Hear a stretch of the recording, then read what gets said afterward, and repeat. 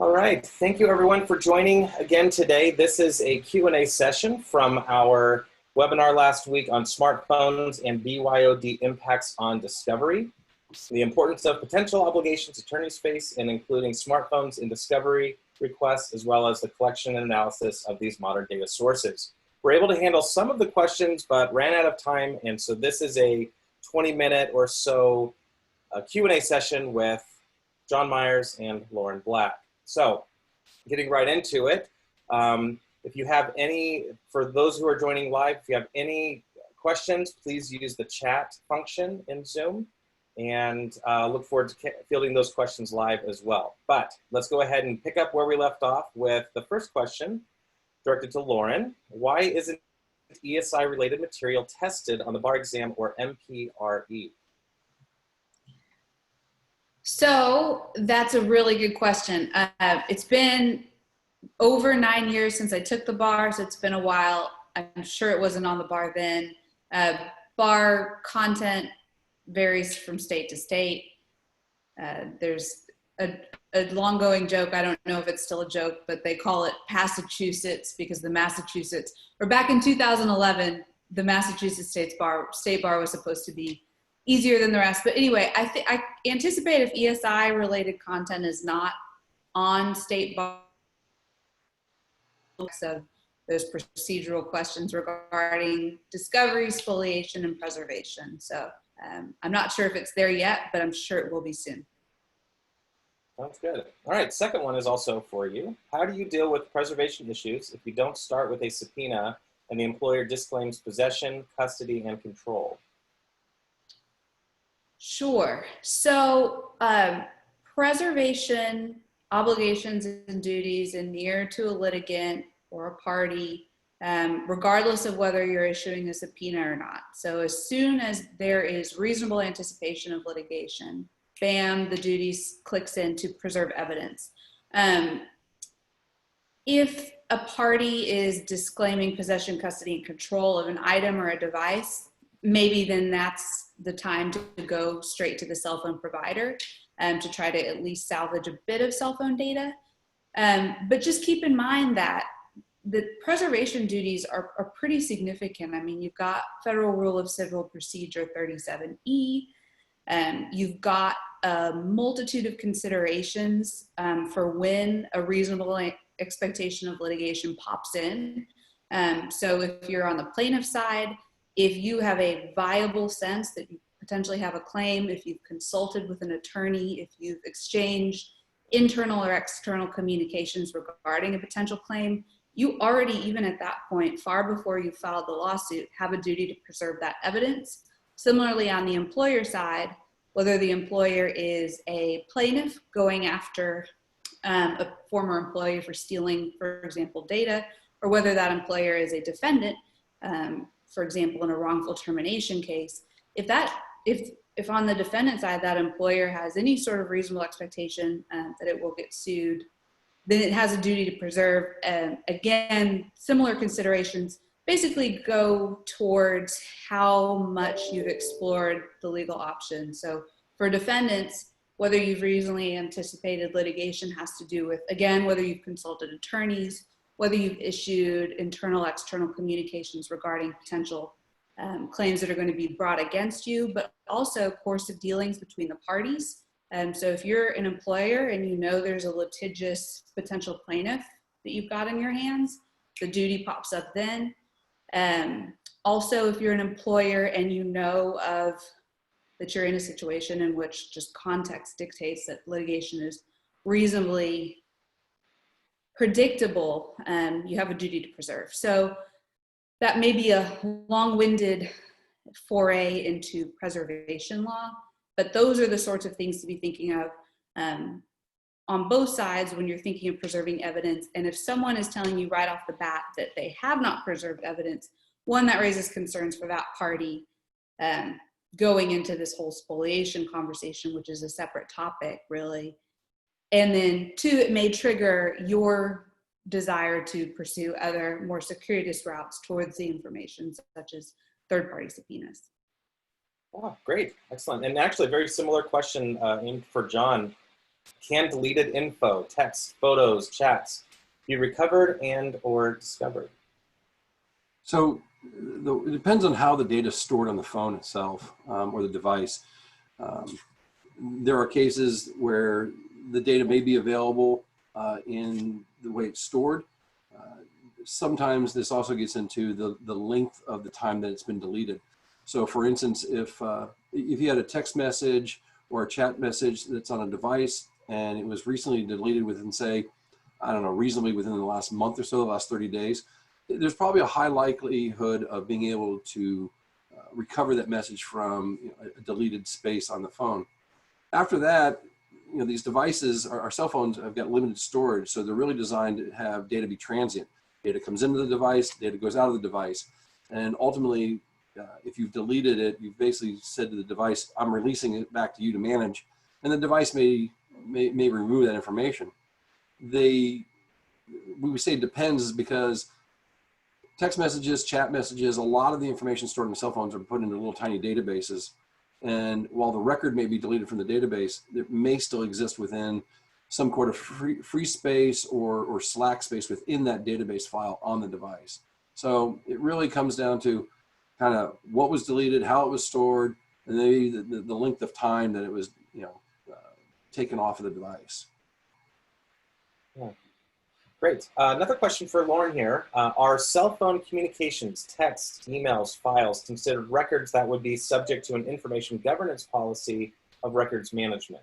And if so, then regular disposition of data according to an entity policy would not be spoliation? So once you do have that reasonable expectation of litigation that pops in, whether you've received a preservation letter from a potential adverse party against you, or whether you just know that litigation is reasonably anticipated, that preservation obligation comes in, and it comes in not only with respect to data that's existing, but you also have a duty to suspend regular deletion procedures. So you have a duty to suspend with respect to relevant custodians or relevant information, those auto deletion policies, et cetera. We actually do some work manipulating people's auto deletion policies and procedures in the event of litigation specifically for that reason. I think John also had some input on, or has some thoughts on that as well. Not to put you on the spot, John. I'm sorry, I have to kind of reverse back a little bit. What was the? No, that's fine. I think that's it. And then just kind of trying to look back at the question. Yeah, are cell phone communications, text, emails, files considered records that would be subject to an information governance policy? Yes. Yeah. So. Yes. Yeah. Given the prevalence of the devices and BYOD and everything, it's only kind of come to the norm that there are some international standards around record management. And it's defined really as information created, received, maintained as evidence. And information by an organization or person in pursuance of legal obligations or in a transaction of business. So text, emails, files, all those stored on mobile devices, BYOD devices, are considered quote unquote records, but likely in a lot of cases they may be duplicates to records that may already exist within an organization's normal enterprise or infrastructure. So there is some governing information around this in terms of what's defined, because it is defined as a record. And then of course, any kind of, spoliation of, the evidence is really the destruction, disposal, or erasure of that evidence. And if it becomes irretrievable. And then obviously, to avoid any kind of spoliation, either a preservation letter or something should be sent, by counsel to people that have these devices if they're going to be collected. Advising that they really shouldn't be removing, messages from those devices, in the course of the case or litigation. I think I referenced this a little bit in the actual talk where we found that the custodian had deleted messages from the device. This goes back to kind of the previous question about how long it was out there. The data had lapsed, quite a bit of time had lapsed between the deletion and when the collection of the device was done. However, remnants of previous messages that were relevant to the case were found in what was called free space on the in the small database that the messages were stored in, and that resulted in a spoliation claim or an inference against the other side. So they were destroying records. You know, there's more governance coming out around this, and we'll probably see more of it as time goes on. Yeah, interesting. And actually, it doesn't really totally, relate to that, but kind of another segue into the nuts and bolts of how forensic collections are done. And so the question here is, what forensic tools do you recommend as far as collecting mobile phones remotely in particular? So the best way to answer that is the leading tools in the market, the tools from companies like Celebrite, Oxygen, XRY, they've got various options for collecting mobile data. In some cases, it's not necessarily just the tool that's doing the collection, but it's a combination of the technology or tool combined with process and methodology that the experts are using or we've developed that allows us to get to a remote collection capability. And there's a lot of different ways you can to accomplish that. Remote in some cases is defined as by some of my colleagues in the industry is they'll actually send the tool loaded on a notebook to a custodian, and then they will remote control the notebook to do the collection of the device.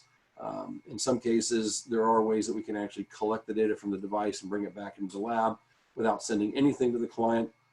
Recently, I've seen one of my colleagues in the industry has introduced an interesting device that actually, it looks like it's about probably the size of another cell phone, but it has storage and a tool that runs upon it. And it basically gets plugged into a cell phone, it collects the data, then you send that device back to them. So, in terms of, is there one particular tool? Some of them do it better than others. It really depends on what you're trying to get to, and then how you're trying to do that remote collection. So you really have to defer, I have to defer back to the tool manufacturers, like Celebrite, Oxygen, and XRY, in terms of how what their tool supports, and then you have to develop your processes and your methodology around that using those tools. Awesome, thanks, John. And going back to the topic at hand of BYOD, Lauren, we have a question here. What do you advise clients for BYOD policies, and/or what are you seeing in terms of the spectrum of employers' approaches to BYOD? Sure. So BYOD policies are so client specific. And so you have to keep in mind that there's just inherently going to be a lot of very fact-driven, fact-specific considerations when crafting a BYOD policy for your company. You've got to keep in mind jurisdictional requirements, so privacy legislation from that specific locale. If you're a regional or a national company, then we've got to craft it accordingly, and it gets a little bit more complex, but you do need to keep in mind those jurisdictional requirements to keep your policy in line with legislative requirements, etc.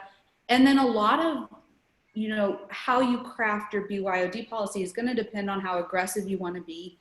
And that in turn is driven by the industry you're in, the type of employees you're concerned about. Are you in an industry where there's lots of horizontal movement, where stealing of data is rampant? Or is it a more professional industry?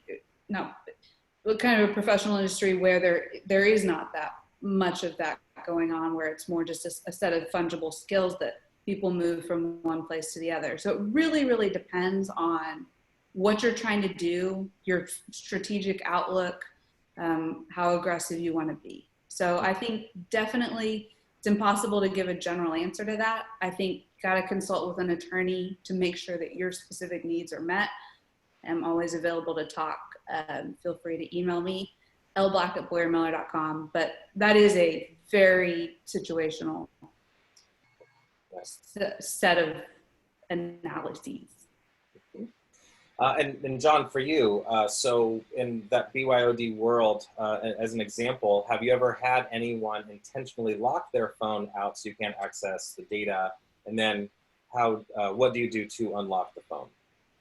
Yeah, we actually had a case where the custodian of the device pretended that she couldn't remember the passcode, and basically was provided through counsel.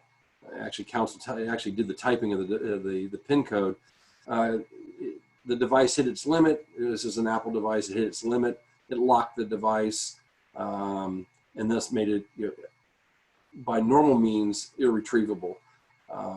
There are a couple services now available in the industry that allow us to submit those devices, and they don't guarantee it, but in some cases they can actually crack the password or the PIN code.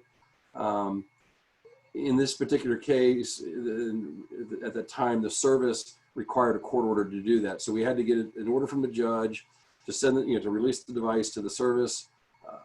In this case, the device was able to be unlocked, and in pretty short order, within about 45 days, which then allowed us to go in and retrieve the information and provide it.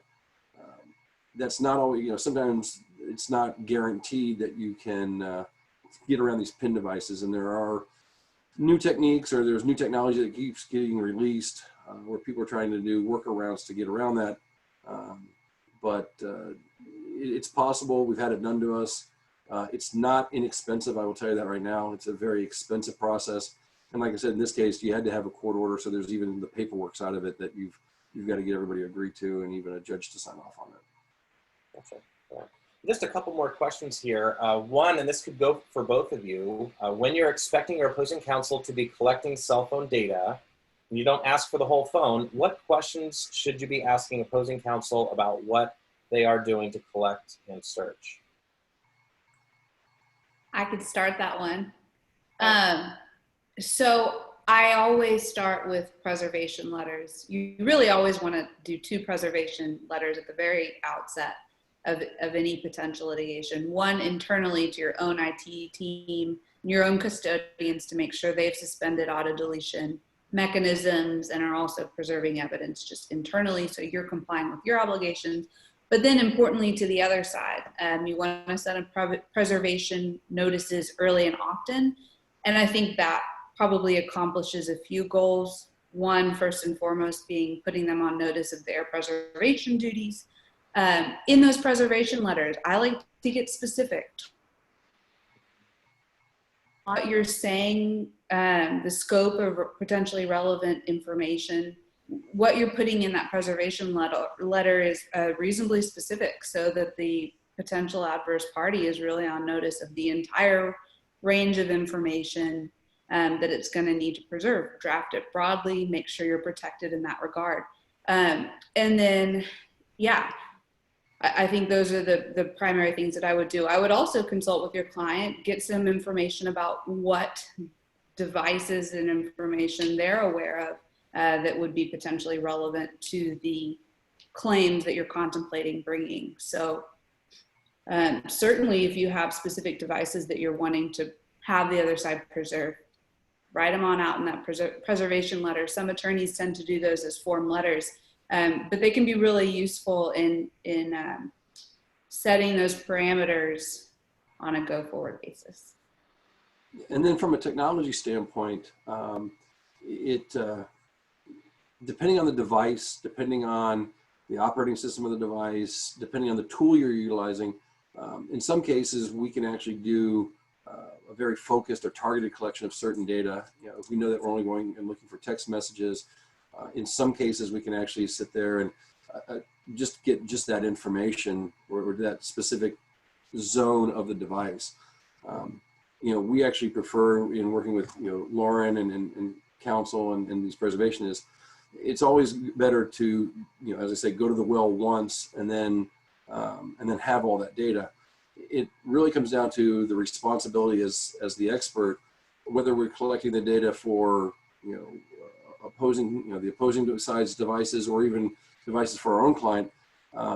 We have a kind of an obligation to protect the information on the device also. So while we may take a collection of devices and collect everything, it's our duty, working with counseling, everybody knows this, that the only components that we're going to release from that device are what's being requested. So, they come back and say, we just want, the text messages. Yeah, we may have collected, all the text messages and all the photographs and everything else on that device, but the only thing that we end up releasing pursuant to the instructions would be just that specific section. So our preference is, if we can, is to collect the device in totality, so that if we get asked to do some additional analysis with regards to, such as deleted items and things like that. We've got the information there to do that. But as I said, we've got the duty to produce to the council, whether it be opposing or even the council we're working for, just that specific information. Yeah. So. Yeah, that's I great. agree with John. I think there's a lot of angst around data collection, especially early in litigation. You don't know what's going on. People feel that it's intrusive, and it is intrusive. So it's important when you're going through that process to just explain to your employees who you might be grabbing their PST files, their emails, you might be grabbing or imaging their cell phones, that there's a big difference between what the attorneys or the employer are going to be looking at and potentially producing to the other side, and or just what we're capturing. So capturing a broad amount, producing a broad amount, looking at and providing to the other side a very small segment of that. So just gives a little bit more comfort around the process, I find, but worth the explanations at the outset. Yeah, perfect. Yeah. And our last question actually is around when you're producing that data. So the question was, can you produce all the text messages in a conversation thread together to keep the conversation intact? And this probably is really square for John. So the short answer is yes. We're able to collect all the text messages, which actually reside on the device as individual messages by themselves. And then through the data that's behind the scenes, it creates the conversation. So we're able to collect all the messages, and it has the related information, and then putting that information or putting that data, then loading it into a tool like ESI Analyst, Rick, your tool and what you all developed, allows us to do the review and the analysis in a conversation thread mode there. We can view it on the forensic side and the tools there from our standpoint, but really that doesn't help out Lauren and the review teams or even someone else who wants to look at this. So that's why obviously we've got our partnership with you, where we take this information, we load it in the tool. Your tool reassembles those conversations so people can see how they live together, so they're not reading them out of order or a random order. So. Yeah, exactly. And then you can produce out of ESI Analyst those conversations thread in HTML rendering. So yeah, very cool. Well, that's the time we have for this. But we do have other questions that we have answered, and so that will be available in text form along with this video. So thank you all. Thank you, John. Thank you, Lauren. And thank you, Masters Conference, for putting this on. And we look forward to speaking with you all again soon. Thanks for having us. Absolutely. Bye, guys.